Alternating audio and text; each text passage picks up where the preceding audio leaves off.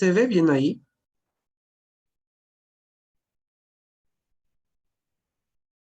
Sí, profe. Genial. Nosotros creo que ya habíamos avanzado en este punto, que habíamos hablado sobre el comportamiento del consumidor. O sea, tuvimos una breve introducción, si no estoy equivocado. Sí, profe. Teníamos que empezar factores personales. Ah, ok, genial.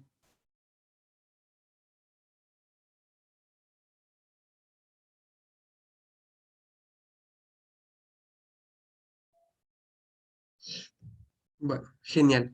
Bueno, cuando hablamos de factores personales, cuando hablamos del comportamiento, para dar una breve, digamos, una breve introducción a lo que hablamos la clase antepasada, habíamos hablado justamente del comportamiento del consumidor. ¿Cómo es el comportamiento del consumidor? O sea, ¿qué factores engloban nuestro comportamiento de compra? ¿Cuáles son nuestras decisiones?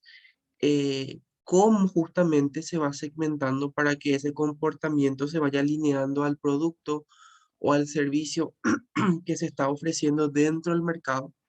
Entonces, cuando hablamos de factores personales, son todos los factores que influyen en la decisión en cuanto a lo que es la edad, la etapa, el ciclo de vida, la ocupación de la persona, las circunstancias económicas, su personalidad, el concepto personal, su estilo de vida, los valores que tiene esa persona, digamos, son lo que hace un todo eh, de ese comportamiento en cuanto a un factor personal a lo que se refiere a la persona en sí. Digamos que esto es más específico a cómo somos nosotros directamente en cuanto a nuestra edad, porque obviamente si estoy diseñando, por dar un ejemplo, una campaña dirigida a personas de 30 a 40 años, pero mi producto tal vez no está adaptado a ese segmento de personas en cuanto a su edad o muchas veces también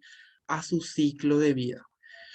Cuando hablamos de ciclo de vida, o sea, la mentalidad que tiene una persona de 20 a 28, 29 años no es lo mismo a una persona de 30 a 40 años aproximadamente. O sea, cada uno tiene, digamos, ciertas características. Existe una brecha generacional en cada una de ellas y obviamente eso es lo que hace que sean diferentes. O sea, no es lo mismo que nosotros justamente diseñemos productos o servicios que no estén adecuados a la edad de ese segmento o a su ciclo de vida. Entonces siempre es importante tener en cuenta esos puntos. Cuando hablamos de la edad y del ciclo de vida, por ejemplo, hablamos justamente en cuanto a gustos de comida, ropa, muebles, diversión, relacionado a nuestra edad. Ustedes creo que tenían un rango de 20 a 24 25 años, si no estoy equivocado.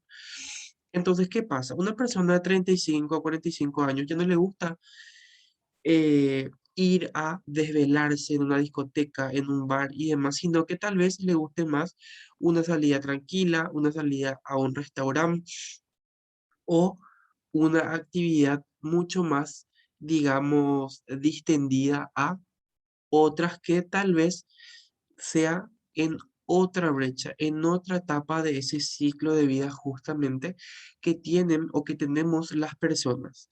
También los patrones de consumo dependen de ese ciclo de vida de la familia y del número, edad, género de personas que conforman en un momento dado.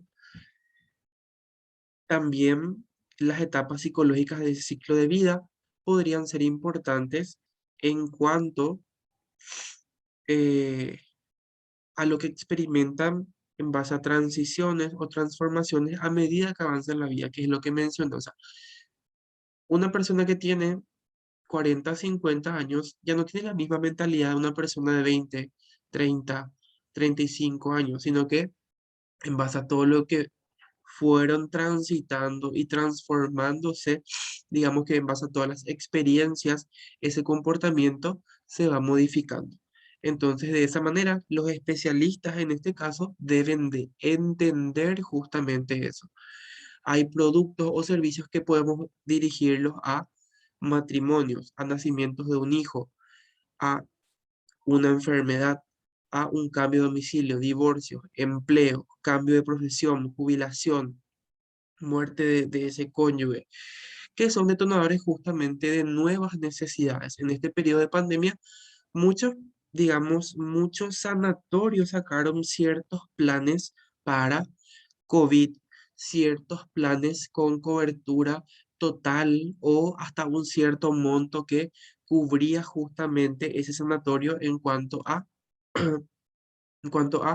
lo que justamente estábamos viviendo. Entonces, cada producto, cada servicio debe estar adaptado justamente a ese ciclo de vida y a la edad. Y obviamente también a los acontecimientos que existen a lo largo de nuestra vida, como es el matrimonio, el nacimiento de un hijo, alguna enfermedad, eh, divorcio, un cambio de empleo o el primer empleo. Entonces son factores que afectan de alguna u otra manera eh, nuestro comportamiento.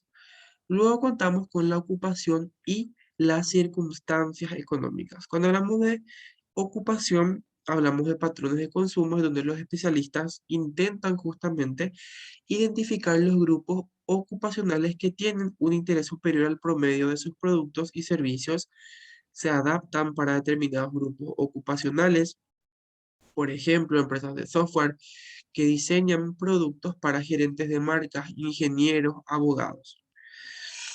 Pero en este punto, cuando hablamos justamente de la ocupación que tenemos o las circunstancias económicas, hablamos de el ingreso disponible en cuanto a la estabilidad o los patrones estacionales, los ahorros y los activos en cuanto al porcentaje de liquidez, las deudas, el nivel de endeudamiento o la capacidad de endeudamiento que tengan las personas.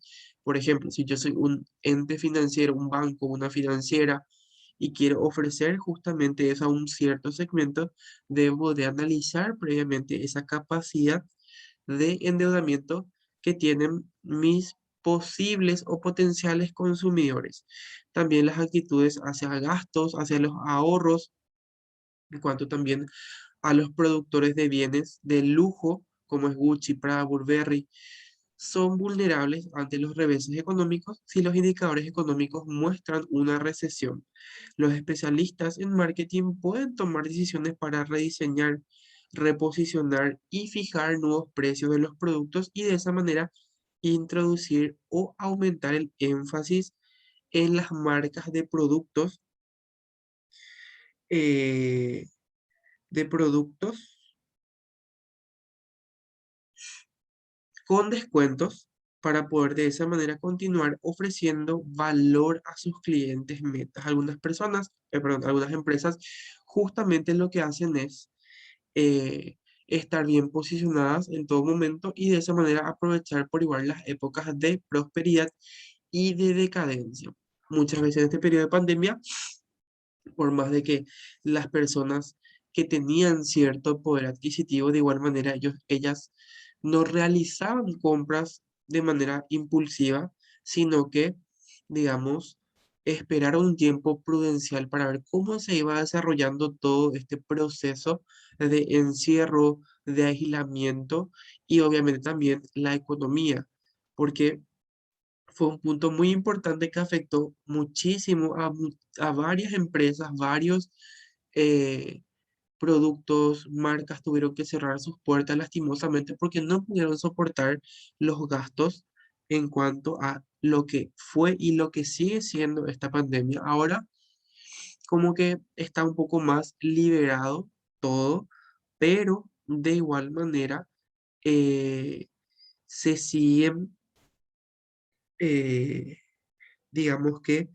siguen habiendo cierto tipo de restricciones, pero ya con una mayor o mejor salida de los clientes, de los consumidores que justamente ayudan a generar cierto tipo de inversión. Luego tenemos la persona, hasta ahí vamos bien. ¿Alguna duda o consulta que tengan?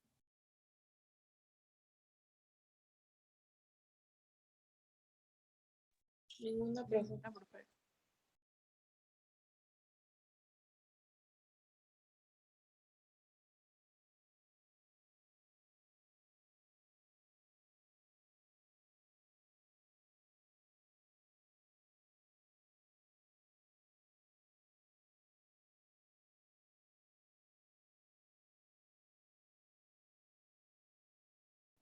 Genial.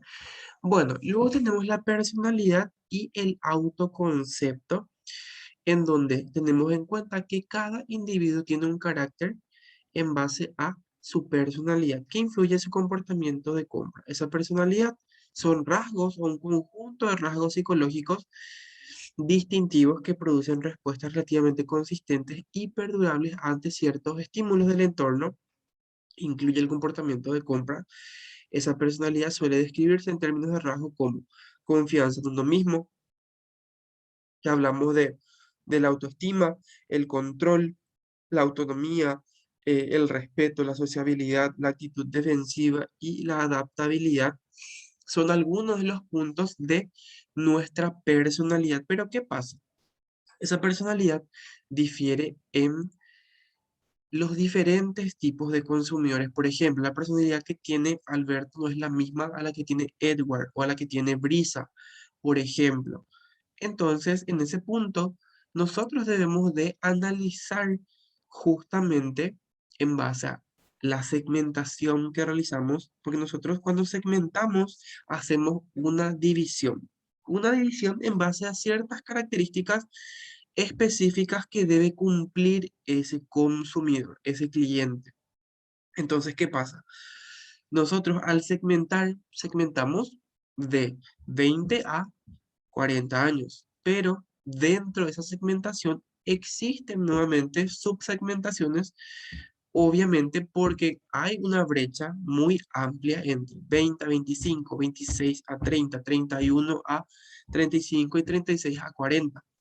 Entonces, digamos que vamos creando como submercados o subsegmentos que justamente nos ayudan a poder personalizar de una manera mucho más profunda eh, ese perfil del consumidor con características mucho más específicas, como es el caso si ya cuenta con hijos, si está casado, si vive en una casa propia o en alquiler, cuántos años tiene, cuántos hijos, si tiene ya un auto, una moto, cómo se maneja, si es que anda en bus.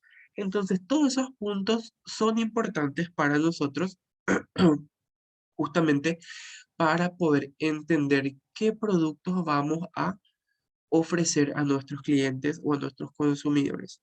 Esa personalidad es una variable que puede resultar útil para analizar las elecciones de marca del consumidor.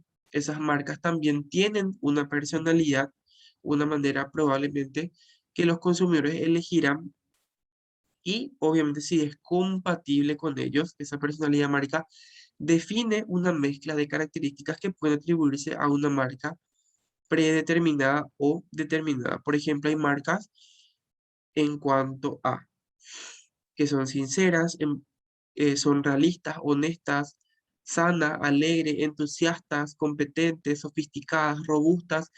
Obviamente, cada personalidad o cada identidad de marca se va adaptando a cada consumidor. De por ahí yo soy una persona que no me gusta mucho llamar la atención.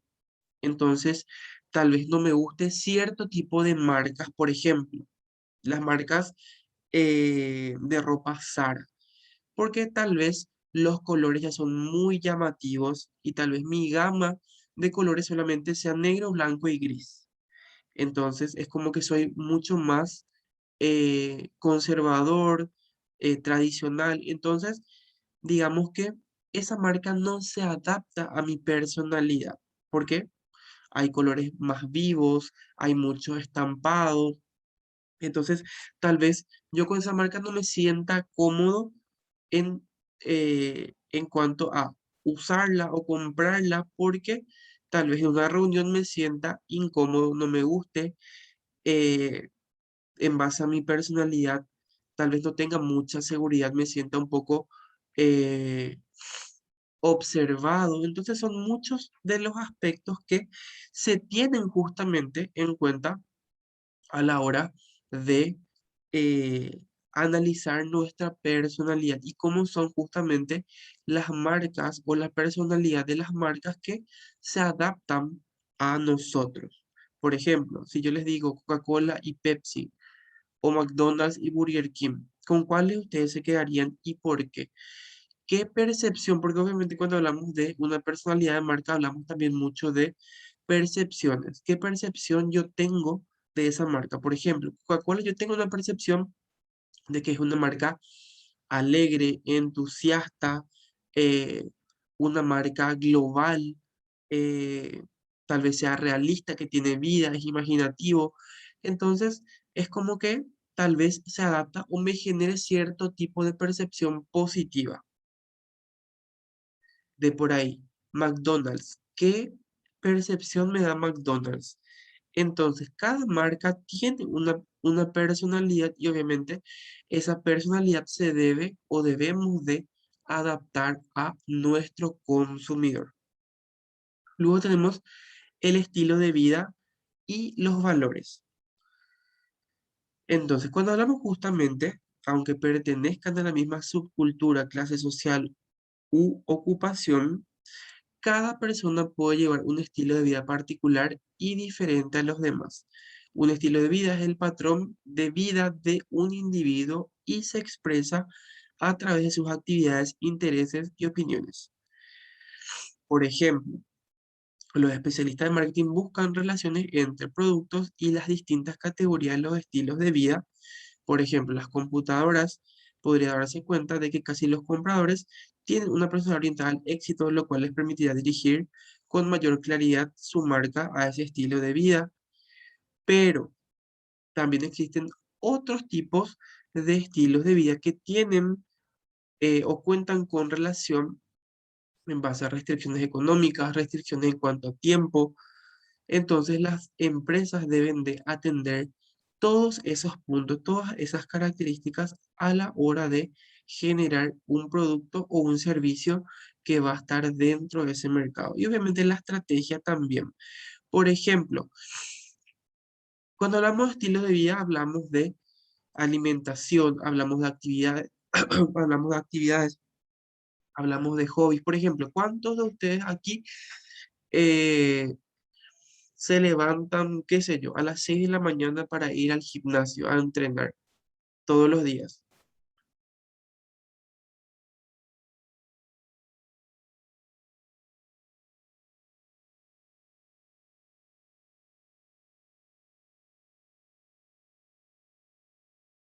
Hola, ¿me escuchan?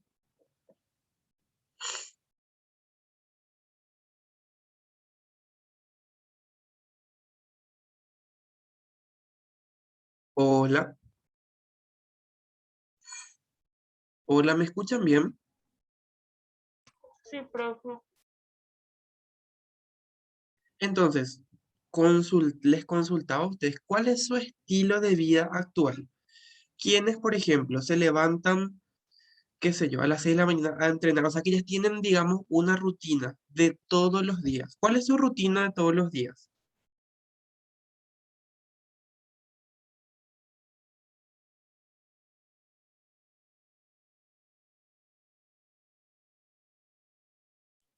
Yo en lo personal no tengo ninguna rutina establecida, profe. Entiendo. ¿Alguien más?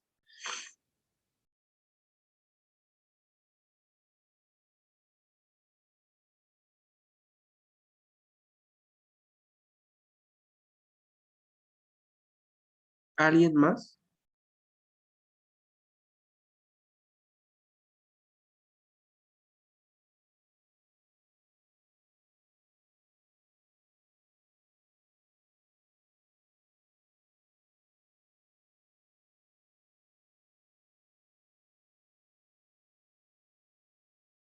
Ok.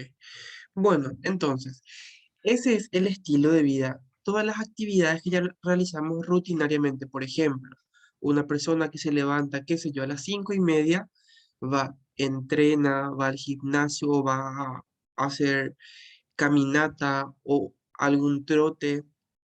Entonces, es como que tiene una rutina, luego de ahí va al trabajo. Del trabajo sale, va a la universidad, de la universidad va a su casa. Entonces, es como que ya tiene cierto estilo de vida. Esa persona también se le va sumando, eh, digamos, su alimentación, qué sé yo, fines de semana le gusta viajar o ir a conocer puntos del país o qué sé yo, o le gusta leer un libro, tomar un café en algún lugar.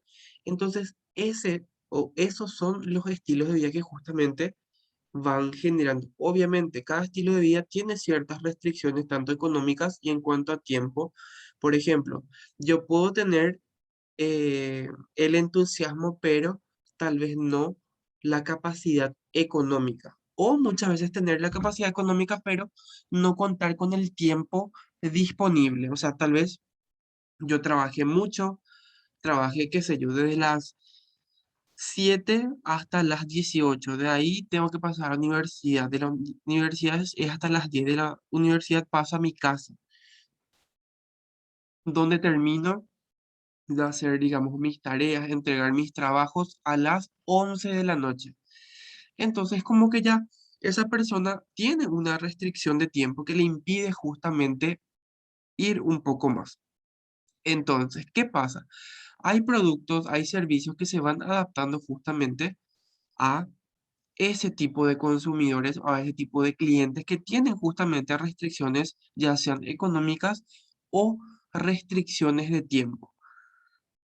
De por ahí, no tuve tiempo para hacer mis compras para, qué sé yo, mi día siguiente o mi semana. Entonces, ¿cuál podría ser un punto si es que yo no encontré o sea, no pude ir al supermercado a hacer mis compras? ¿Cuál podría ser un servicio que ustedes creen que se adaptó a ese estilo de vida de esa persona, donde pueda hacer sus compras y demás a cualquier horario?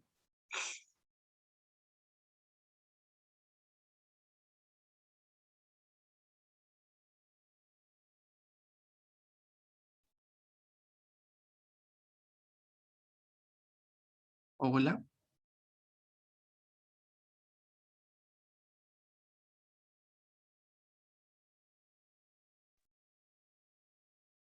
El O servicio de delivery, profe. puede ser un servicio de delivery, puede ser un Biggie, puede ser un stock 24 horas. Lo mismo también los gimnasios. Hay ciertos gimnasios que abren 24 horas. Creo que era el de este super, el pueblo que también abre 24 horas, que tiene un gimnasio. Perdón. Entonces, son servicios que se van adaptando a las necesidades de por ahí, qué sé yo. Salí a las 10 de la universidad, pero me queda un poquito de energía, de ganas, entonces puedo ir a el gimnasio a entrenar un poco. Entonces, digamos que se van adaptando justamente a ese nuevo consumidor multitarea, porque el consumidor actual no tiene tiempo. Siendo claros y sinceros, este nuevo comportamiento del consumidor en base a estas restricciones, en base a muchos factores que influyen justamente en su comportamiento, ya no cuenta con tiempo. Entonces, es tarea de las empresas justamente el de poder generar soluciones para ese consumidor. ¿Cuáles podrían ser las soluciones? Entonces analizamos, hacemos un estudio de mercado, si es que cuenta con restricciones ya sea económicas o restricciones de tiempo, que muchas veces las más comunes son las de tiempo, que la mayoría de los consumidores no cuentan con mucho tiempo para poder eh, ir de compras, ir a una peluquería o hacer ciertas actividades eh, para poder, digamos, dispersar un poco la mente y demás. Entonces, eh, debemos de justamente tratar de encontrar un equilibrio, tanto nosotros como empresa y para nuestros consumidores, de generar esa conexión con ellos.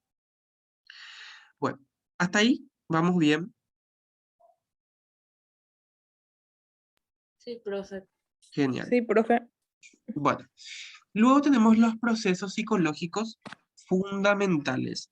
En este punto del comportamiento del consumidor es un modelo de estímulo-respuesta que vamos a ver un poco más en una tabla. Entonces, estos estímulos de marketing y del entorno entran en la conciencia del consumidor en donde un conjunto de procesos psicológicos se combinan con ciertas características del individuo para generar procesos de decisión y decisiones de compra. Entonces, ¿qué pasa? Hay ciertas motivaciones, según Freud, Maslow o Herbert, que justamente, eh, digamos que apoyan esa, esa decisión de compra. Una necesidad se convierte en una motivación cuando es lo suficientemente fuerte para llevar a una persona a la acción, a esa acción de comprar o de adquirir un servicio. La motivación tiene tanto dirección cuando elegimos un objetivo por encima de otro, como también una intensidad en donde perseguimos el objetivo con mayor o menor energía. Cuando Freud habla de su teoría de las fuerzas psicológicas, que creo que acá está resumido,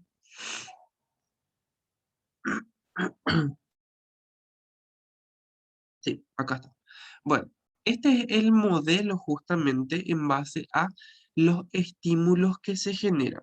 Aquí contamos, no sé si se ve el cursor, el mouse, no sé si se ve, pero aquí, por ejemplo, tenemos los estímulos de mercado, en donde ingresa productos y servicios, el precio, la distribución y las comunicaciones, que es que hablamos de las 4P, el producto, el precio, la plaza y la promoción.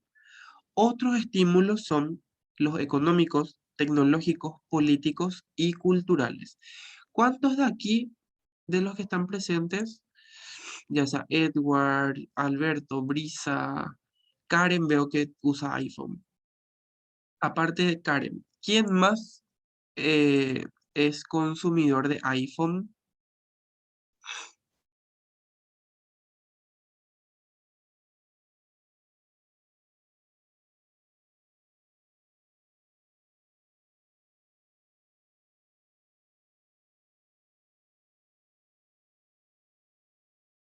Hola, ¿me escuchan?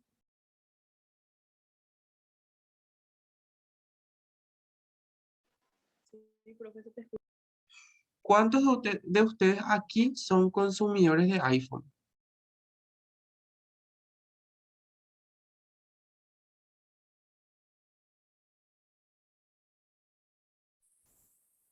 Yo no, profe. Ok, ¿alguien más? Yo tampoco, profesor. Karen sí, veo que Karen tiene iPhone. Sí, profe. Ok, bueno, por ejemplo, ahora tenemos un nuevo estímulo tecnológico para Karen. ¿Por qué? Porque dentro de psicología hay una nueva motivación. ¿Cuál sería? El lanzamiento del nuevo iPhone 13, creo que es. Entonces, existe ya una motivación tecnológica y también en cuanto a la memoria. ¿Por qué? Porque obviamente Karen ya tiene, digamos, un precedente de que la marca es buena, eh, da cierto estatus, el sistema operativo es bueno, es exclusivo. Entonces, hay muchos factores que actualmente pueden hacer ahora que Karen quiera adquirir ese nuevo modelo. Obviamente, el consumidor es sensible también a factor económico, porque obviamente creo que cuesta como 14 millones más o menos, si no estoy equivocado. Entonces, eh, digamos que se tienen en cuenta en base a la posibilidad que tengo yo como consumidor, qué puedo y qué no puedo adquirir. Entonces, se genera una motivación de por ahí, Karen se pone las pilas, ahorra y se compra ese nuevo modelo de celular. Entonces, ¿qué pasa? Se genera justamente ese modelo dentro del comportamiento en base a ciertos estímulos que se generaron. Un estímulo en cuanto a precio, luego otro estímulo económico tecnológico y luego pasó a una psicología en cuanto a cierta motivación y percepción. Una percepción de que la cámara va a ser mucho mejor a la que ella está teniendo ahora, el sistema operativo también, la memoria. Entonces, y luego el factor cultural, social, personal. Le va a dar otro estatus a Karen tener un iPhone 13. Entonces, tenemos la percepción justamente de que la marca da un estatus por el alto costo, también por la exclusividad que tiene, por su sistema operativo. Entonces, digamos que son muchos los factores que afectan a esta marca. Entonces, de ahí se pasa a un proceso de decisión de compra, en donde Karen va a tener un reconocimiento del problema, que es que ella necesita y quiere ese nuevo modelo. Empieza la búsqueda de la información, cuáles son las diferencias entre el 12 y el 13, la evaluación de sus alternativas. ¿Cuáles son mis alternativas? Puedo comprar el de 128 gigas o el de 256 gigas, o puedo comprar el Pro Max o el normal, y luego la decisión de compra. Ok, bueno, Karen se decidió por el Pro Max de, no sé, 13 millones más o menos cuesta. Entonces, ahí el comportamiento de post-compra. Eso es el proceso de decisión. De por ahí ella analizó, realizó justamente eh, un ahorro por un poco de tiempo para poder lograr llegar a ese monto y realizó la decisión de compra, en donde hizo la elección del producto, de la marca, del vendedor, la cantidad de compra en el momento, la cantidad de compra, el momento de la compra y el método de pago, que es ya lo último. O sea, cuando ella tomó ese comportamiento de post-compra, o sea, ya decidió, era solamente ya elegir, compro el 12 o el 13. Entonces, en base a eso, ¿qué forma de pago? Efectivo, tarjeta de crédito, eh, o tarjeta de débito, o cheque, qué sé yo. Entonces, digamos que ahí se genera ese proceso en base a muchísimos estímulos que se van generando dentro del mercado, que obviamente parte del producto, el precio, la plaza y la promoción. ¿Se entiende hasta ahí? Sí, profe. Genial. Bueno, la percepción. ¿Qué es la percepción? Creo que ya hablamos mucho de la percepción, que justamente es una persona motivada, está lista para actuar y cómo lo hará está influido por su percepción de la situación. Dentro de lo que es marketing, las percepciones son importantes, que la realidad debido a que afecta el comportamiento del consumidor. Esa percepción es un proceso por el que un individuo elige, organiza e interpreta la información que recibe para hacerse una imagen coherente del mundo. Tal vez yo no sea, no sé quién mencionó que no tenía, que no usaba, Alberto creo que era, que no utilizaba la marca iPhone, pero conoce, escucha, recibe información sobre la marca, pero tiene una percepción de que la marca es costosa, el arreglo de por ahí si se me rompió la pantalla es costoso, el cargador, el cable, todos los accesorios, porque digamos es una marca relativamente premium. Entonces, ¿qué pasa? Tengo una percepción de esa marca, que es una marca que, digamos, tiene una, un estatus. Entonces, ¿qué pasa? Yo voy formando una imagen de la marca, del producto o del servicio en sí, en base a las percepciones que tengo, ya sea una percepción propia, una percepción de terceros, en base a la información que fui recopilando dentro del mercado, en base a la publicidad, la comunicación que fui recibiendo. Entonces, nosotros vamos diseñando, vamos construyendo justamente esa percepción. ya sea de cualquier producto o de cualquier servicio. Por ejemplo, ¿cuántos de ustedes aquí consumen McDonald's?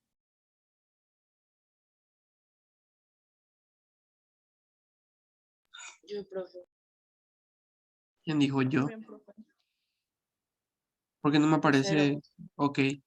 ¿Por qué, Lucero, consumís McDonald's? ¿Qué percepción te da la marca? ¿Y por qué no Burger King o alguna, qué sé yo, lomitería que se encuentre por ahí para comer una hamburguesa que sea lo mismo? O la competencia directa que es Mostaza también. ¿Por qué McDonald's y no las demás? O sea, ¿qué percepción te da la marca? Yo creo que de seguridad, porque desde hace mucho ya venimos con mi familia consumiendo esa marca. Ujú, entiendo. ¿Alguien más? A mí, por ejemplo, profe, porque me gusta más el sabor. ¿Pero qué percepción te Y da la... em,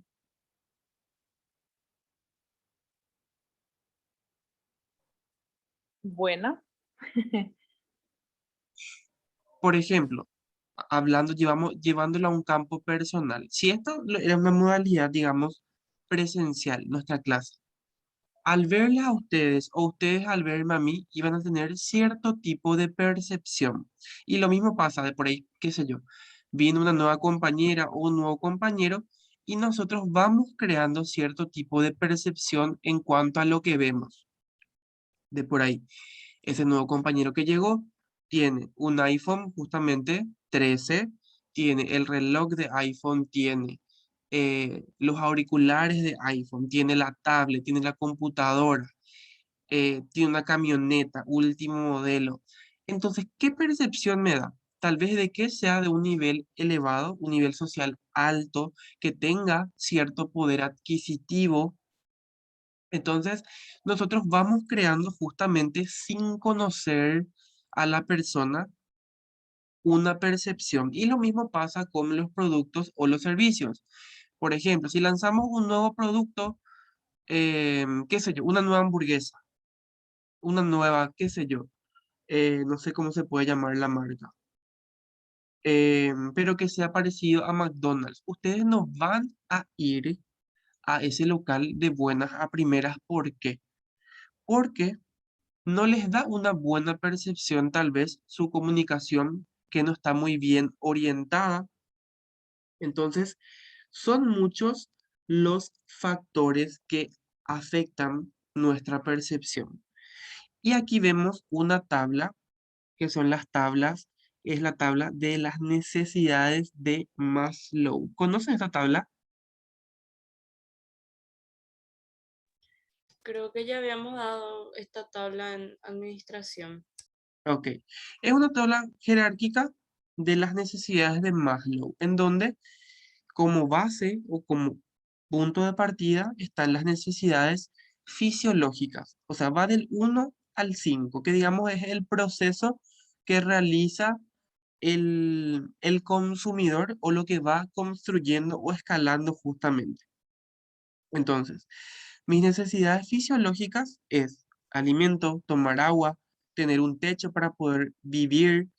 Luego vamos aumentando, vamos subiendo justamente esa jerarquía. Vamos subiendo esta tabla al nivel 2, que es la necesidad de seguridad.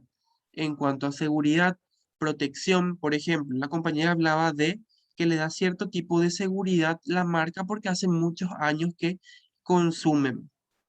Entonces, es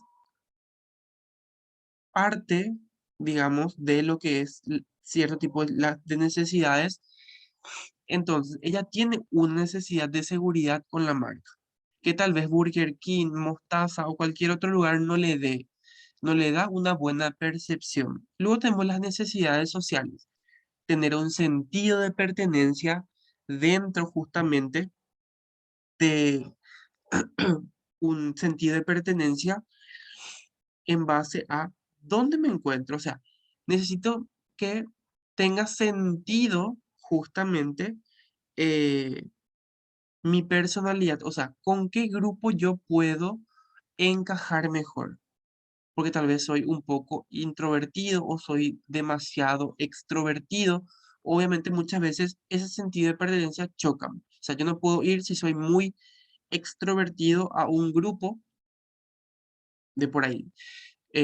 Alberto, Brisa y otros compañeros más formaron un grupo y yo voy y ellos son todos introvertidos. Nadie habla, hablan solamente eh, para hacer el trabajo y voy yo y necesito hablar de otras cosas, porque se necesita justamente ese roce social, esa necesidad de poder interactuar con las personas. Ahí hablamos justamente de las necesidades sociales. Ahí ingresa el amor, la amistad y muchos otros factores que afectan justamente esas necesidades sociales que nosotros tenemos.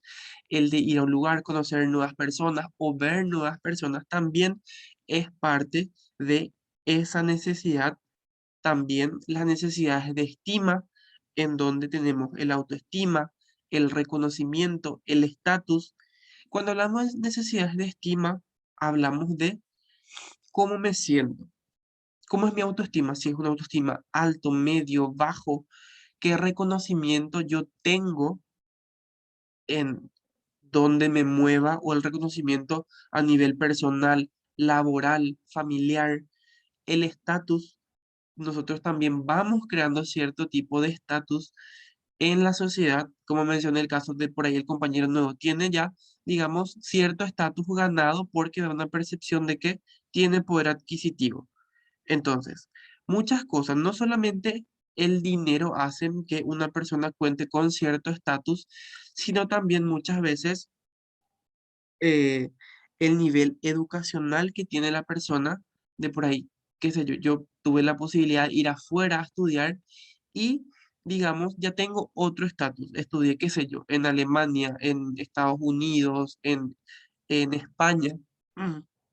Entonces, ya tengo otro estatus a nivel laboral. ¿Por qué? Porque obviamente tengo otro tipo de conocimiento, tengo otra formación y eso hace que yo llegue a el último punto de este pilar, que son las necesidades de autorrealización, en donde se encuentra el desarrollo y la realización personal, en donde yo siento como persona que me encuentro realizado, que me encuentro en un punto en donde yo digo, ya hice todo lo que tenía que hacer. Ya tengo, qué sé yo, una maestría, un doctorado, tengo una casa, tengo un auto, tengo una familia, hijos, vivo feliz. Entonces, son formas, si bien es cierto, para cada consumidor la autorrealización es diferente. O sea, no va a ser lo mismo para Alberto, para Brisa o para cualquier otro compañero la autorrealización. Cada uno tiene una percepción diferente de cómo yo me puedo autorrealizar. Entonces, son puntos que se tienen en cuenta justamente también a la hora de diseñar nuestras estrategias para los consumidores. ¿Se entiende?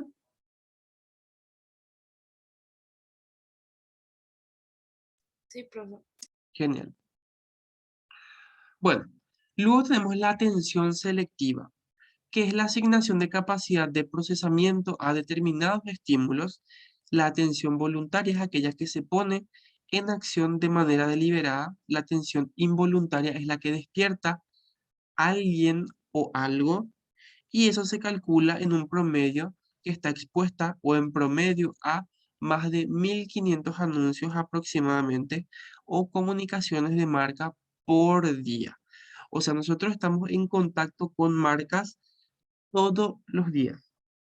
No solamente anuncios, comunicaciones, sino que también con lo que consumimos de por ahí, qué sé yo, trabajo en el centro, salgo, tengo una polución de todo lo que son anuncios, comunicaciones, promociones, marcas, productos, servicios, pero ¿qué pasa?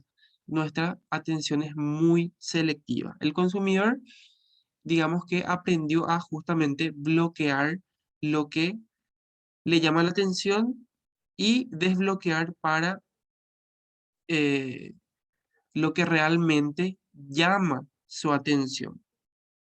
Por ejemplo, si yo estoy necesitando un teléfono celular, obviamente que me va a llamar la atención una publicidad de Samsung, de iPhone, de Huawei, de Xiaomi o de cualquier otra marca de celulares. Obviamente, no necesito y automáticamente bloqueo esos anuncios porque actualmente son más de 1500. Yo, por ejemplo, ahora estoy viendo marca de Samsung, veo en la computadora HP, me aparecen anuncios en Google que ingreso, manejando, veo 1000 tipos de comunicaciones, entonces digamos que nosotros justamente vamos bloqueando o desbloqueando en base a lo que nosotros necesitamos o tenemos algún tipo de deseo. Por ejemplo, hay tres tipos de justamente esa atención selectiva, que son las personas que tienden a percibir mejor los estímulos relacionados con sus necesidades actuales. Una persona motivada por comprar una computadora será más receptiva a los anuncios de computadoras y tendrá menos probabilidad de notar los anuncios de DVD. Esto es un ejemplo viejo, pero como es el caso, yo necesito un celular, entonces me va a llamar la atención y voy a percibir mucho más los estímulos de la comunicación en base a lo que se está ofertando dentro del mercado, en base a ese producto o a ese servicio. No así si yo no necesito, qué sé yo. Por ejemplo, todos los días, no sé si ustedes reciben, al igual que yo, pero yo todos los días recibo mensajes eh, de créditos. Un mensaje de texto que me dice si es que quiero de 10 a 40, 50 millones con IPS limpio y demás, llama a X número. No sé si ustedes reciben, pero, o sea, a mí particularmente no me interesa, entonces no recibo un estímulo. Entonces, las personas que tienden a percibir mejor los estímulos que esperan recibir, por ejemplo, si se encontrara en una tienda de computadoras, sería más probable que percibiera las computadoras que las radios, porque no espera que la tienda venda radios. Entonces, ¿qué pasa en ese punto? Es lo que yo espero recibir. Por ejemplo, si yo voy a una tienda de ropas, obviamente, no voy a esperar recibir o creer que pueda tal vez vender calzado, porque hay locales que solamente venden eh, prendas. Por ejemplo, solamente jeans, remeras, camperas, cintos y accesorios, pero tal vez no venda zapatos, no venda eh, calzados deportivos. Entonces, obviamente, digamos que yo no voy a esperar eso que cuente la tienda. Ahora actualmente la mayoría de las tiendas se han, digamos, diversificado y ampliado muchísimo más su gama de productos que ofrecen actualmente a sus consumidores o a su clientela. También las personas tienden a percibir mejor los estímulos que se desvían mucho al respecto de la magnitud normal del estímulo. En ese punto es probable que note un anuncio que ofrece un descuento del 50% por la compra de una computadora, que otro en donde se anuncia un descuento de un 10% nada más. Por ejemplo, Tigo ahora me puede ofrecer eh, un 30% de descuento si es que yo compro el iPhone 13. Obviamente me va a llamar la atención a otro que me diga, a ver, Atlas, con su promoción de venta exclusiva, con la preventa exclusiva de 18 cuotas de 900.000. Entonces, digamos, en ese punto, el consumidor analiza cuáles son sus posibilidades más cercanas o sus posibilidades que se adecuan mejor a lo que está buscando. No solamente con celulares, sino con cualquier cosa que nosotros necesitamos actualmente. De por ahí, qué sé yo, necesito un hobby para tomar agua porque hace mucho calor. Entonces me va a llamar la atención la publicidad de Bubba, la publicidad de Hydrate, la publicidad de Stanley, la publicidad de otras marcas que publicitan esos productos, pero las réplicas, por ejemplo. Entonces, todo eso yo lo voy analizando justamente en base eh, a mi situación económica, si es que puedo o no puedo adquirir ese producto. Entonces son muchos los factores que afectan ese comportamiento del consumidor. ¿Se entiende?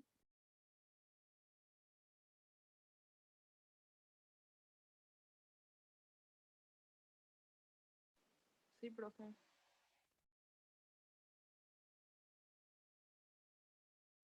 Sí, profe. Genial.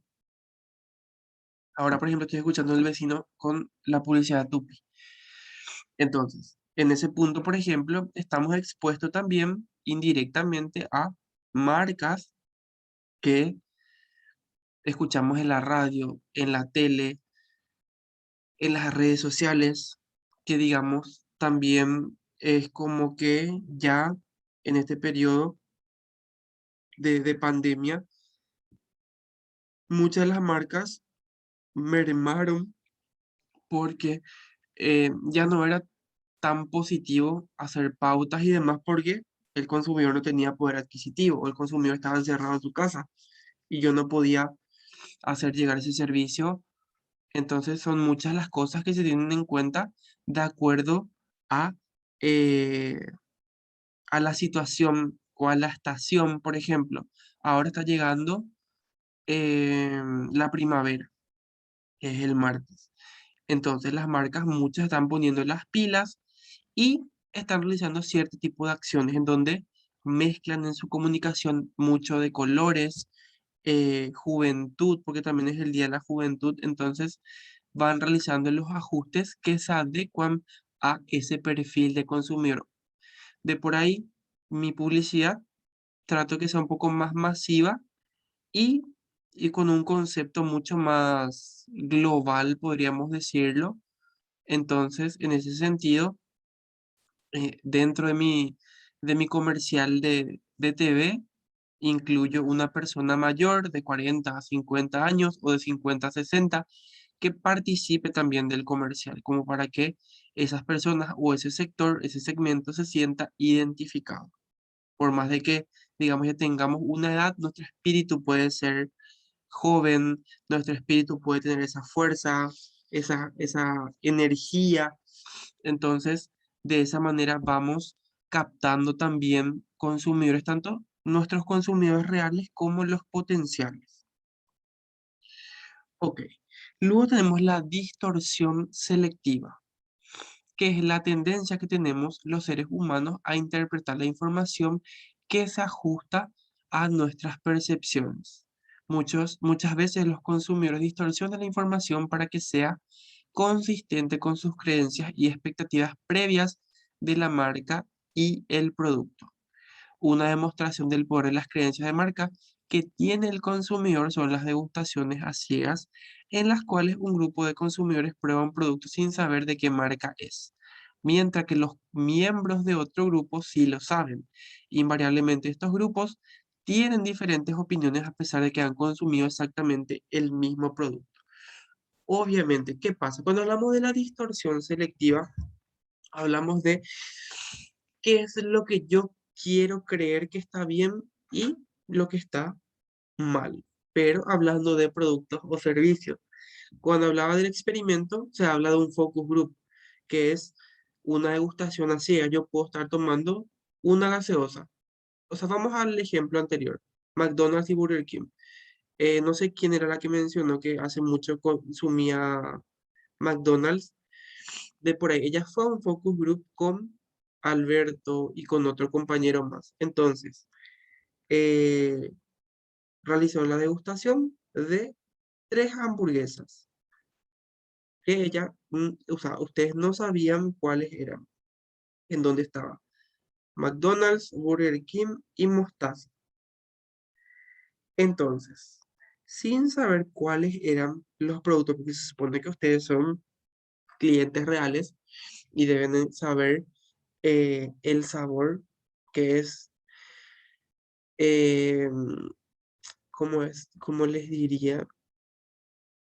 Que es muy reconocible, o sea, uno sabe cuando come McDonald's, cuando come burger o cuando come mostaza. O sea, yo creo y entiendo que cada uno tiene un sabor particular, tiene un sabor que justamente hace que su clientela vaya hacia uno o hacia otro. Entonces, ¿qué pasa? Tal vez la compañera comió Burger King y a ella le pareció que era McDonald's. Comió McDonald's, a ella le pareció que era mostaza. Comió mostaza y le pareció que era burger. Entonces, hay una distorsión justamente. A diferencia de los que realmente sí ya saben que están consumiendo dentro de esa prueba de mercado. No sé si se entiende. O sea, en este punto hablamos justamente de las opiniones, tanto de lo que yo ya sé y veo, analizo, consumo, y de lo que no. ¿Se entiende?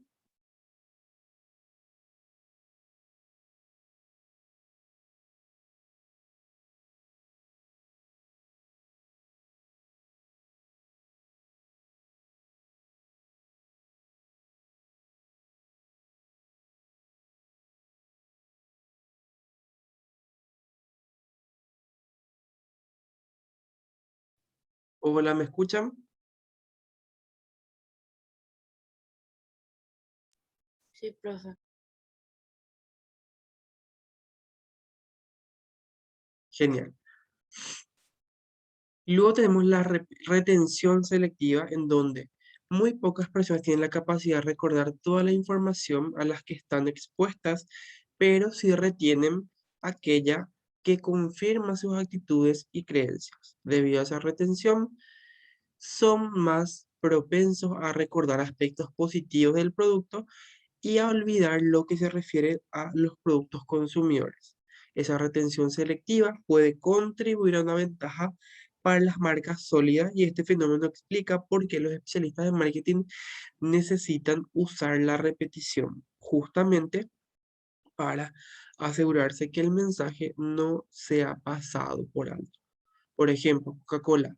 Coca-Cola sabemos que esa retención que tenemos es la felicidad que me da el tomar la gaseosa. No importa ese aspecto negativo de que me puede dar diabetes, de que puedo engordar, de que puedo tener celulitis, de que puede generar otro tipo de enfermedades o de patologías, sino que yo retengo lo que como consumidor yo creo en base a mis creencias y actitudes que está bien.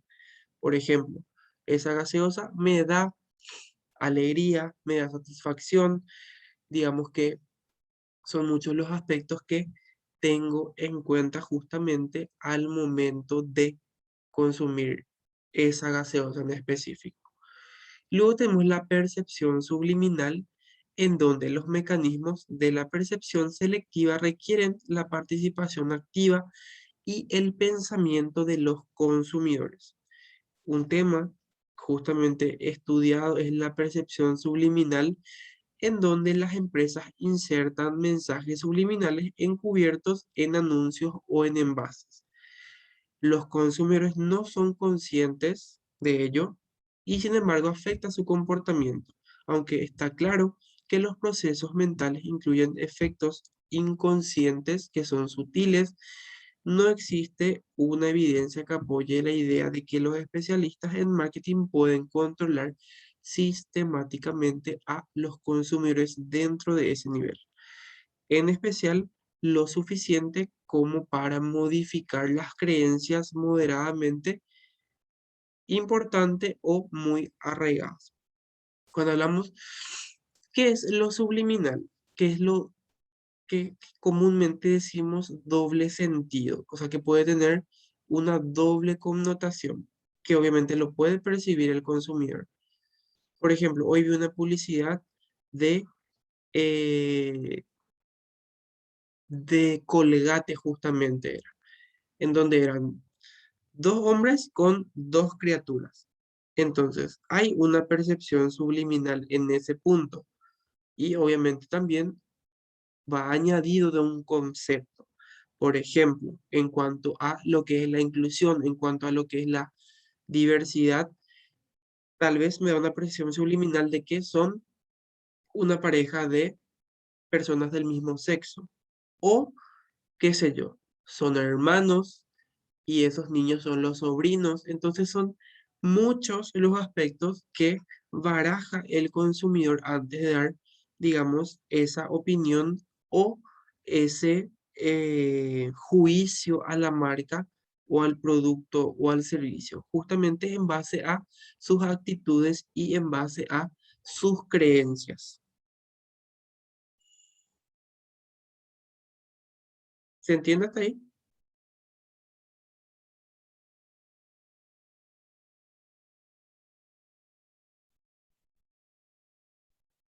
Sí, profe. Ok.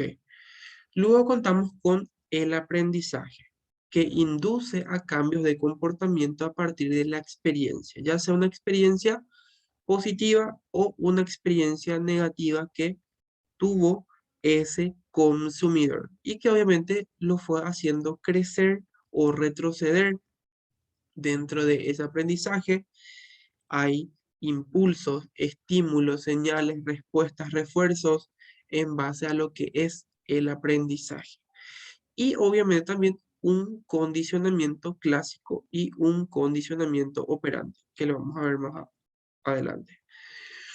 Entonces, dentro de lo que es el aprendizaje tenemos un impulso, una señal y la discriminación. Dentro de lo que es el impulso, es un fuerte estímulo interno que combina a la acción. Las señales son estímulos de menor intensidad que determinan cuándo, dónde y cómo responde una persona. Y la discriminación es una contratendencia a la generalización en base a un proceso por el que reconocemos las diferencias en conjuntos de estímulos similares y gracias a ellos podemos ajustar las respuestas en consecuencia. Cuando hablamos del impulso es lo que yo siento para poder realizar una acción. A ver, un impulso hace 50 grados de calor, un impulso, tomar un helado. Necesito tomar un helado ahora, ya sea el heladero, eh, Amandau, París o cualquier otra marca. Y luego están los estímulos, perdón, las señales. Cuando hablamos de las señales son estímulos de menor valor. De por ahí yo tengo ese impulso, tomé el helado. Pero cuando hablamos de señales, hablamos de tener un estímulo de tomar el helado, pero no lo quiero tomar hoy. Tengo un antojo, pero no lo quiero tomar hoy. Tal vez lo quiero tomar mañana, tranquilo, en X punto. Porque capaz ahí ya va a estar un poco más tranquilo, ya no va a hacer tanto calor. Y en contra tenemos a lo que es la discriminación.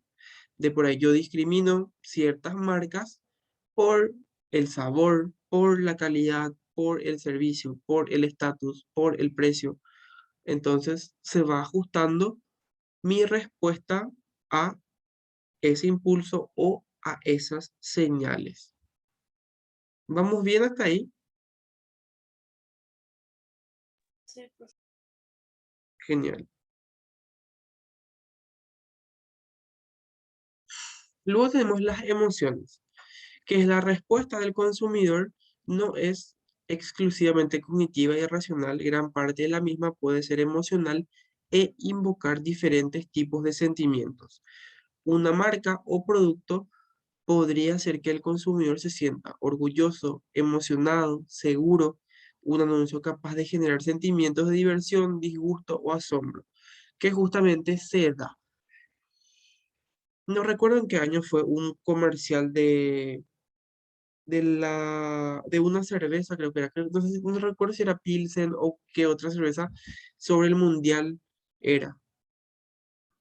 en donde, digamos, generaba cierto tipo de sentimiento, cierto tipo de emoción en las personas, de sentirse orgulloso, porque Paraguay estaba avanzando y estaba llegando ya casi a los últimos, a las últimas instancias, digamos.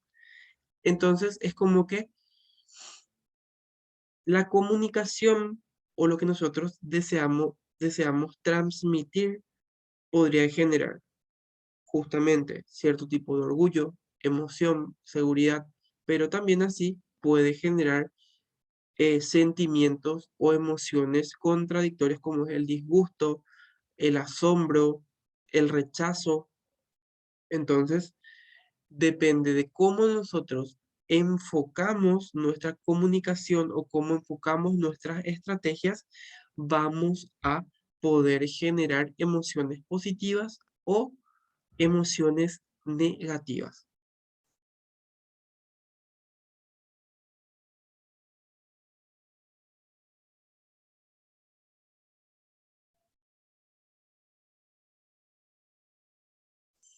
Luego tenemos el proceso de la memoria. Dentro de ese proceso, que es altamente constructivo, ya que no recordamos la información y los acontecimientos en su totalidad y con precisión, más bien solemos recordar fragmentos y completamos la información con base en cualquier otro dato que tengamos a mano. Por ejemplo, no sé si ustedes recuerdan el caso tan sonado de Don Vito. ¿Alguno de ustedes recuerda el caso de Don Vito?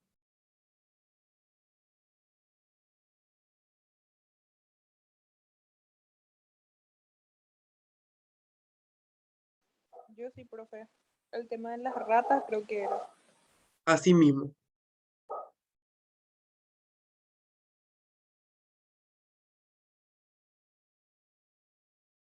Entonces, ¿qué pasa? En ese punto de nuestro proceso, nosotros dejamos lo que queremos comprender o mantener. Por ejemplo, el paraguayo realmente tiene una memoria a muy corto plazo.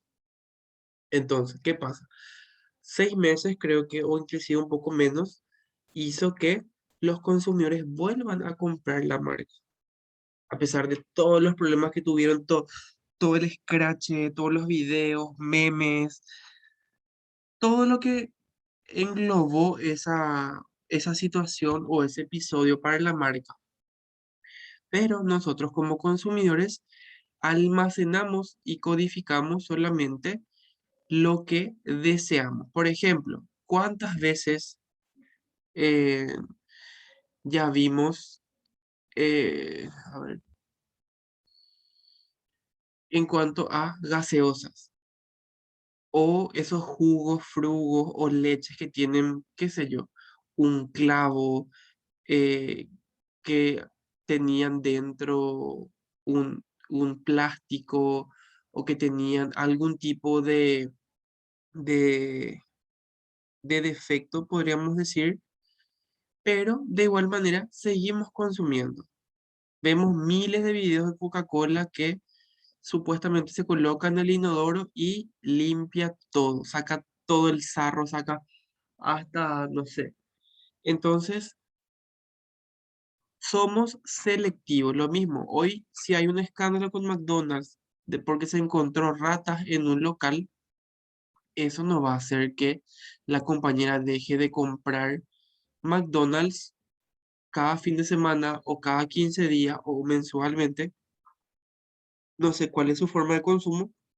Entonces, digamos que eso no va a hacer cambiar dentro de ese proceso de la memoria. Nosotros construimos una imagen de la marca. Tal vez se desmorone un poco, pero no en su totalidad, dependiendo, sí, de cuál sea ese proceso, cuál sea esa información que nosotros vayamos recibiendo y de esa manera vayamos codificando justamente para poder diseñar y tener ese proceso de memoria en base a un episodio positivo o en base a un episodio negativo con las marcas, productos o servicios que utilizamos habitualmente.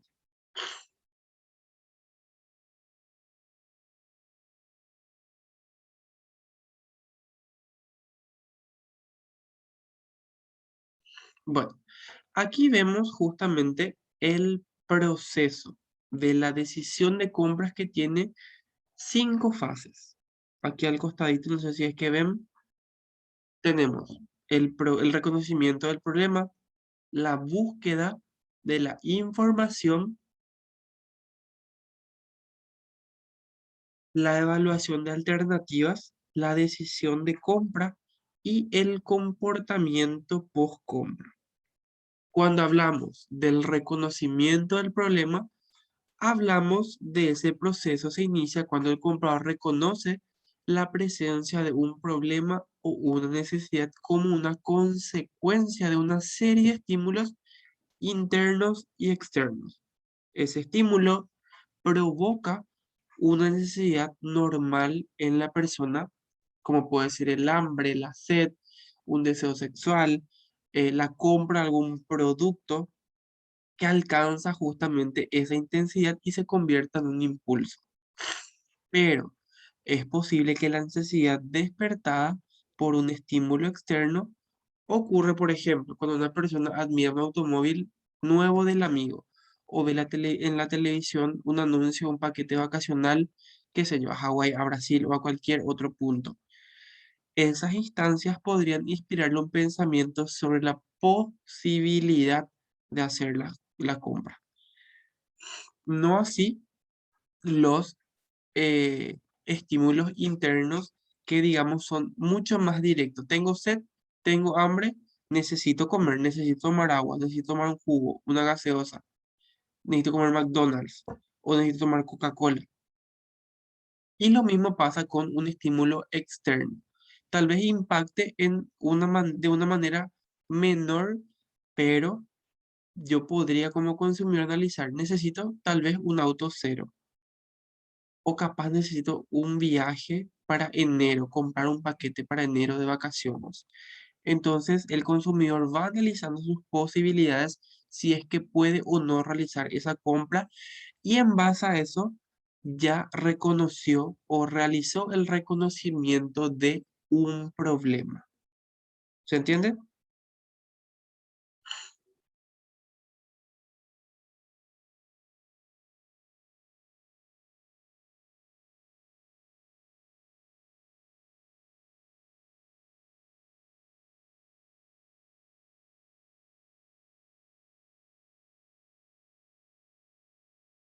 Hola, ¿se entiende ese punto?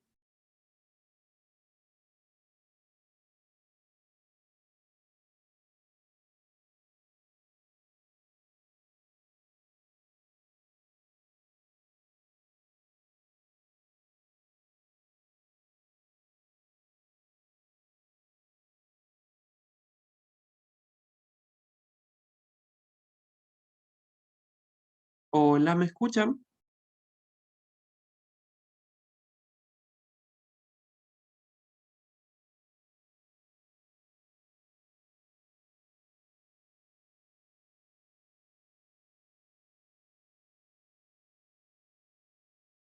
Hola, hola, hola, hola, ¿me escuchan? Sí, profe. Ok, bueno.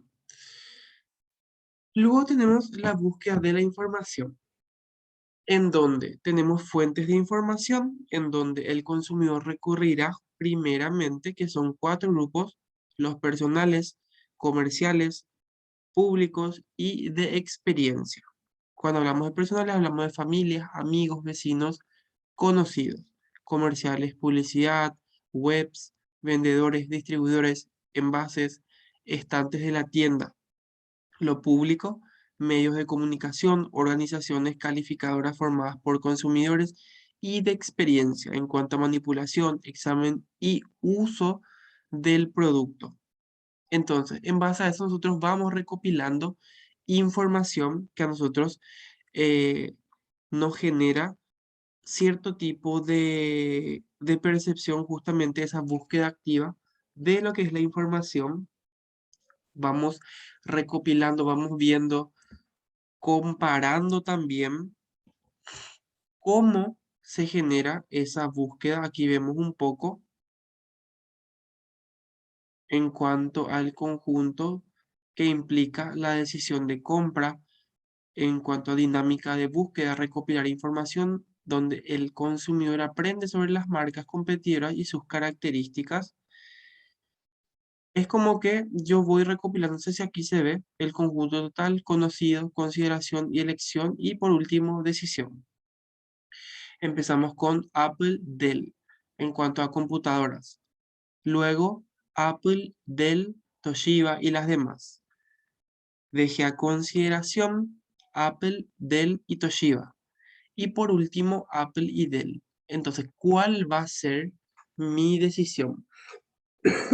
Obviamente eso parte en base a cuánto tengo para poder destinar a comprar esa computadora, qué estoy buscando, si busco marca, si busco sistema operativo, si busco pantalla, si busco que sea touch, busco un estatus, busco rapidez. Entonces, son muchos los factores que analiza justamente el consumidor y en base a eso toma una decisión, en base a toda esa recopilación de datos que fue realizando. Luego se hace una evaluación de alternativas, cómo procesa el consumidor la información de las marcas que compiten entre sí para hacer un juicio de valor final. No hay un proceso justamente en donde el consumidor o los consumidores analizan las situaciones de compra, sino que son varios procesos y modelos que consideran en gran medida el consumidor hace juicios sobre una base consciente y racional. Yo no puedo decir, bueno, voy a comprarme esa computadora que cuesta 10 millones, la Apple. La Dell me cuesta 5 millones.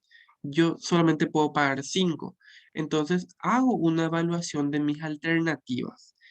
Y obviamente también en base a los objetivos, en base a mis creencias, en base a lo que yo estoy buscando como consumidor, se va adaptando justamente también eso, en base a creencias y actitudes, en donde las personas desarrollan las creencias y actitudes a través de una experiencia y aprendizaje.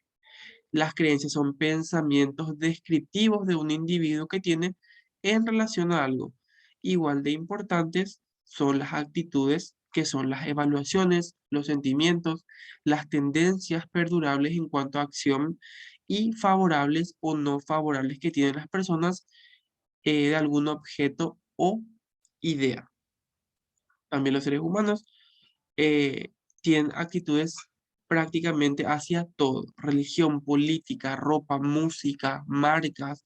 O sea, nosotros tenemos actitudes para todo, absolutamente todo. Y lo mismo también las creencias. O sea, tenemos creencias en base a un pensamiento crítico, analítico, descriptivo, que muchas veces no nos deja tomar esa decisión de compra o realizar esa adquisición de algún producto o de algún servicio. Entonces, siempre es importante nosotros que vamos justamente a diseñar los productos, de analizar esas creencias y actitudes que tiene ese consumidor, ese cliente, y en base a eso poder justamente adaptar el producto a lo que está esperando y está buscando.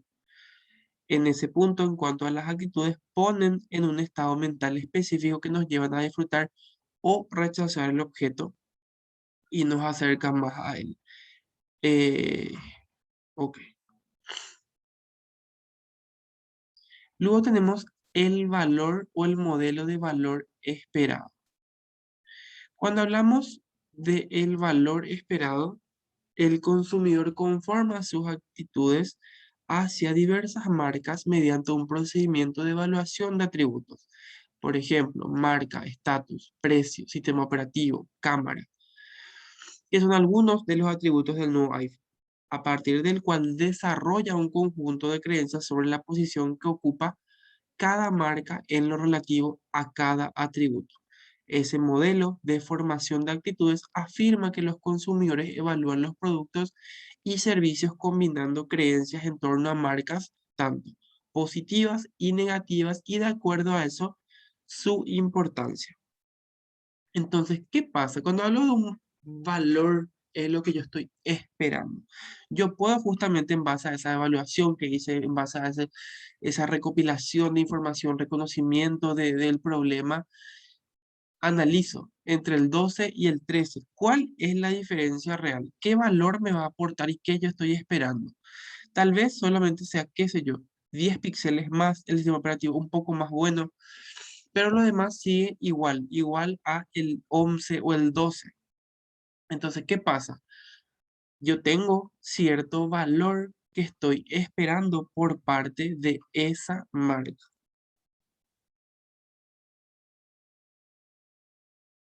Y luego tenemos, por último, la decisión de compra. En esta etapa, el consumidor forma preferencias entre las marcas que constituyen el conjunto de elección y también pueden formular la intención de comprar la marca respecto de la cual tenga mejor percepción. Por ejemplo, el consumidor podría tomar hasta 5 subdecisiones en cuanto a marca, distribuidor, cantidad, tiempo y forma de pago. Estos modelos no son compensatorios de decisión del consumidor. Por ejemplo, cuando hablamos de los modelos no compensatorios de elección del consumidor son las consideraciones positivas y negativas de los atributos que compensan, que no se compensan necesariamente. O sea, no compensa el precio con la marca del sistema operativo. Se evalúan atributos aislados que hace la toma de decisiones sea mucho más fácil para el consumidor, pero también aumenta la posibilidad de que se pueda optar por una decisión diferente si se hubiera deliberado más detalladamente. Entonces, ¿qué pasa? Nosotros como consumidores tenemos justamente ciertas percepciones positivas y negativas que afectan al producto o al servicio. Esos atributos son muy afectados en base a una consideración positiva o negativa, como es el caso del celular. Yo puedo hacer un análisis de, digamos, poner en la balanza lo positivo de tener el iPhone 13 y lo negativo de tener el iPhone 13. Positivo, mejor cámara, mejor sistema operativo. Negativo, me voy a endeudar de vuelta por 18 meses. No compensa, no trae accesorios, no trae cables para poder cargar, no trae absolutamente nada. Entonces, ahí salen o afloran justamente esas consideraciones que los consumidores tienen antes de tomar esa decisión. Hasta ahí vamos bien.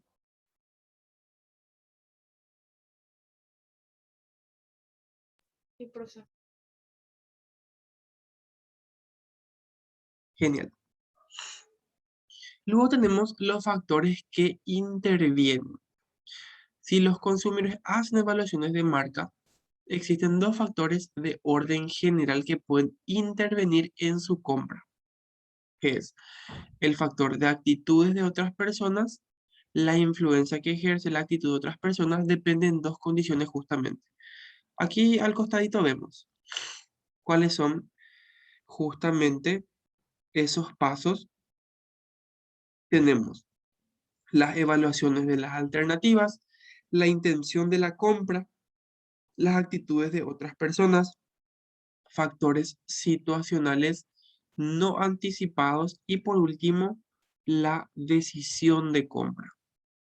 Entonces, cuando hablamos justamente también de esa decisión, se determina o se puede modificar, posponer en base a un tipo de riesgo percibido por el consumidor.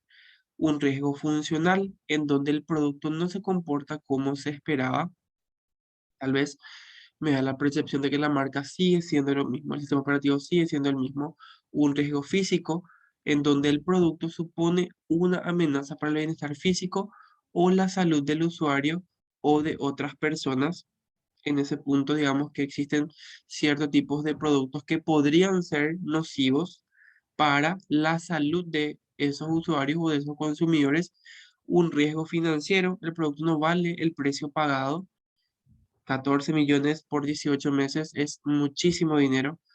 Entonces es un riesgo financiero para el consumidor, no sabe qué puede pasar de aquí a diciembre. También el riesgo social, el producto provoca vergüenza frente a los demás. En este punto no creo que se dé eso con el celular, pero sí podría ser con otro tipo de, de productos, por ejemplo, una prenda que yo no tengo, digamos, la personalidad para poder llevarla. Entonces me da cierto tipo de vergüenza mostrarme a los demás con ese producto. El riesgo psicológico, el producto afecta el bienestar mental del usuario.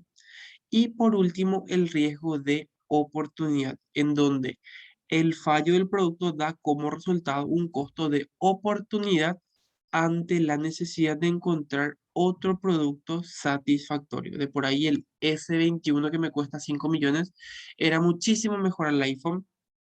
Entonces, digamos que en base al resultado que yo tenga con el iPhone 13, voy a analizar las necesidades, voy a poner en la balanza justamente lo positivo y lo negativo en base a ese producto y capaz cuando vuelva a renovar el celular ya lo haga con otra marca porque tal vez esta no cumplió con ese valor esperado.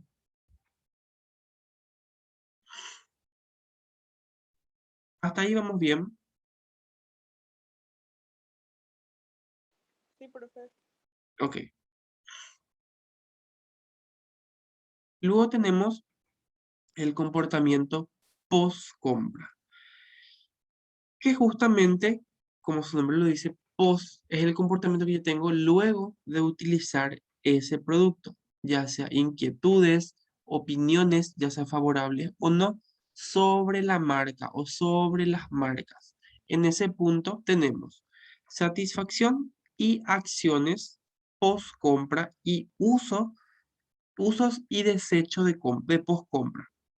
Cuando hablamos de satisfacción post compra, hablamos de la función de cercanía justamente de las expectativas y el resultado percibido del producto en producto.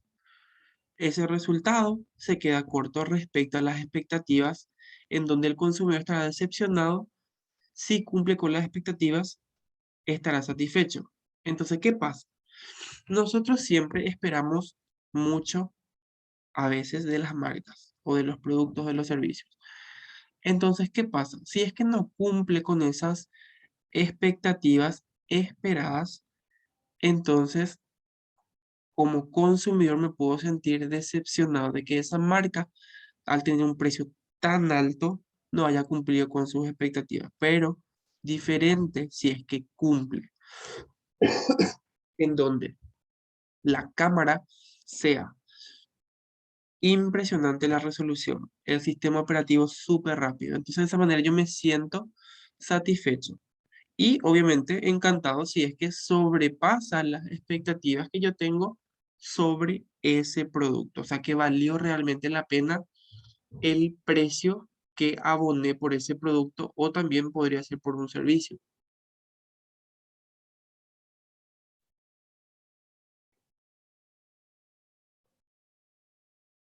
Luego tenemos las acciones post compra, en donde el consumidor estará satisfecho, más propenso a comprar la marca una vez más y también tenderá a hacer críticas positivas respecto de la misma y otras personas.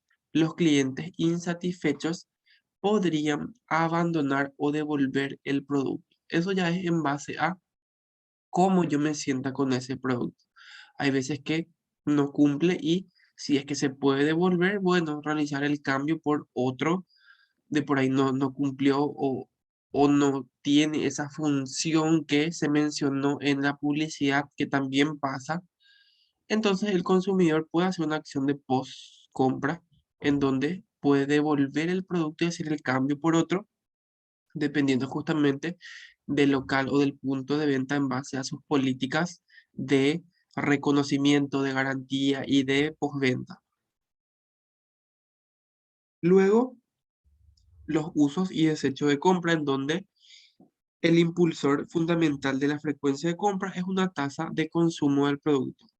Cuanto más rápidamente consuman los compradores un producto, antes regresarán al mercado a comprarlo de nuevo.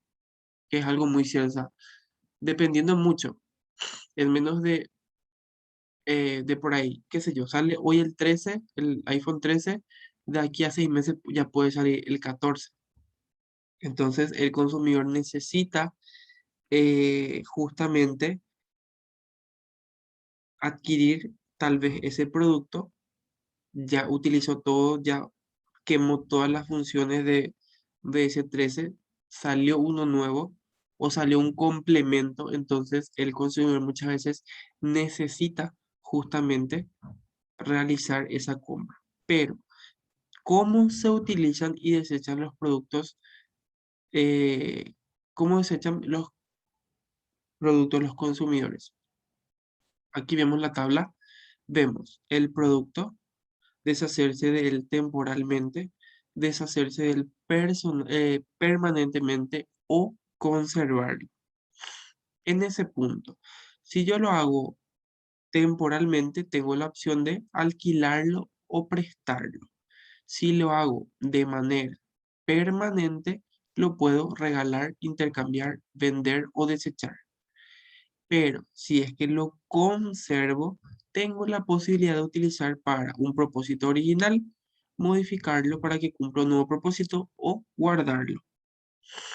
Luego, cuando hablamos de regalarlo o intercambiarlo, venderlo o desecharlo, vemos para ser revendido, para ser utilizado directo al consumidor a través de un intercambio o a través de un intermediario. Esos son algunos de los usos o cómo desechan justamente los consumidores de por ahí. Ustedes un celular viejo, ¿qué hacen? Lo venden, lo prestan temporalmente, lo conservan y lo guardan. Entonces depende ya del consumidor, depende de esa decisión que tome si conserva o no el producto.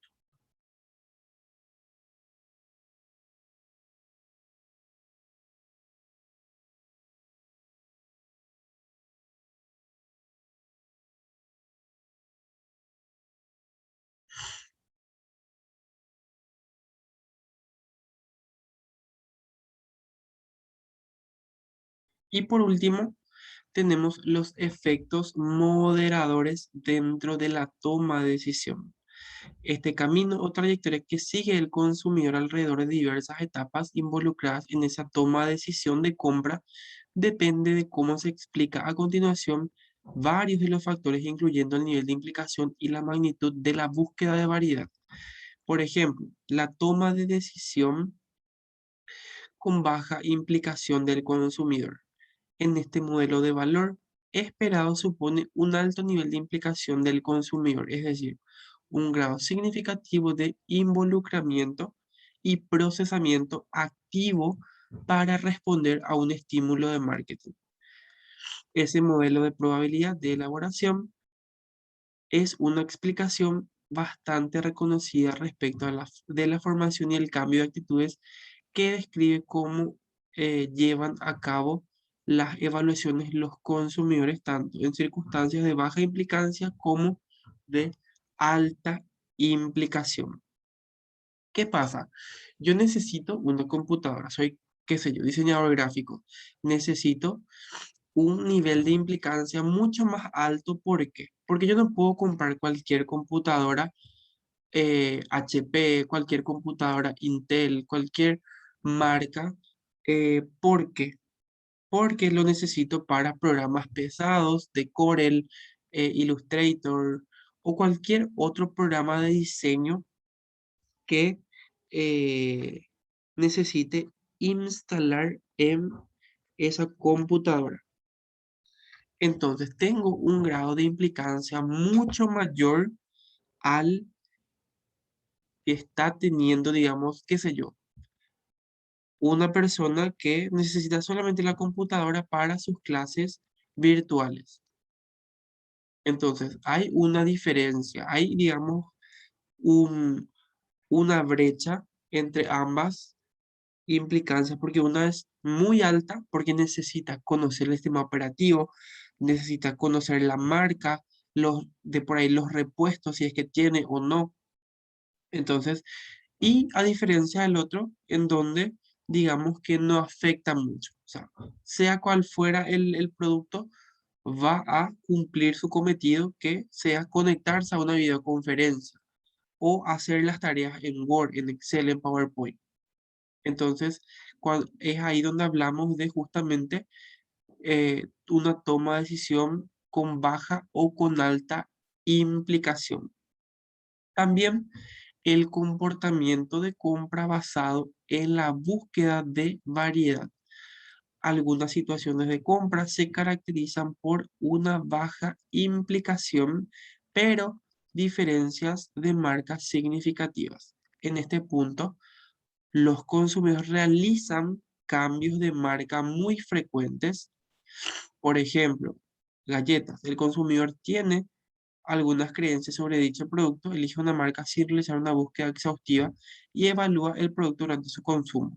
La próxima vez que el consumidor decida llevarse a otra marca para satisfacer su deseo de probar un sabor diferente, los cambios de marca se dan en un intento de obtener variedad más que por insatisfacción. Por ejemplo, galletas. Si lo llevamos realmente a un... Porque cuando hablamos de galletas en este libro es una galletita. Pero hablando de galleta, pan, hablamos de por ahí, qué sé yo. Nosotros compramos de Super 6 de stock. Obviamente nosotros compramos sin mucho protocolo, sin mucho pienso. Pero obviamente analizamos si es que ese producto va a trascender para una siguiente compra o no. Porque obviamente tal vez no me guste mucho la galleta de Super 6 o me guste más la galleta de supermercado stock.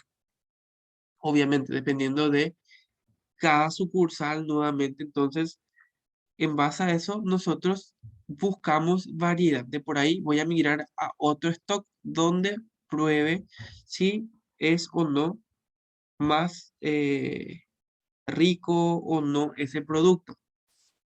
No sé si se entiende el punto.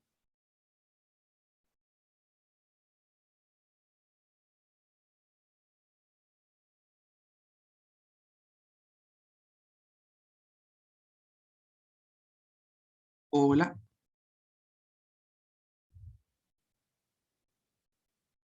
Se entiende, profe. genial. Bueno, esto ya les dejo como tarea porque voy a subir esto, pero ya es irrelevante. Bueno, hasta aquí nuestra clase de hoy, chicos. No sé si tienen alguna duda, alguna consulta.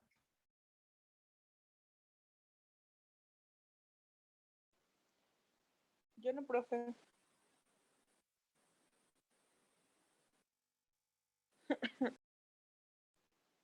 Parece que seguí engripado, profe. Yo sí, sigo engripado desde la semana pasada. Estuve de reposo 3 días, del miércoles al viernes. Sábado, domingo estuve bien. El lunes no podía ni hablar en mi clase para poder dictar.